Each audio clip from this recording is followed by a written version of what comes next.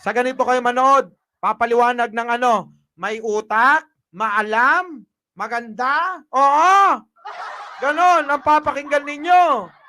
Mga kababayan, sabi ko nga, di baling huwag na kayo makinig sa akin eh. Basta makinig lang kayo, saan? Sa mga matatalino, may kredibilidad na ano, na mga nagbablog. Oh, di ba? Pinagtutulakan ko nga kayo eh. Oh, pasok. Karapatan ng KOJC bilang isang simbahan, na SMNI bilang isang media outlet, at saka siyempre yung eskwelahan. Corny ha? Kita nyo, matalino, maganda. Saan ka pa? Oh, dito tayo. Na nasa loob ng Kingdom of Jesus Christ compound. Illegal po ito. Oh! Teka lang, sige, ulit. Mga mamamayan, Ulitin mo, attorney, ulitin mo. Attorney Claire ha, bati tayo ha, bati tayo. na magkaroon ng seguridad sa loob ng kanilang mga pag-aaral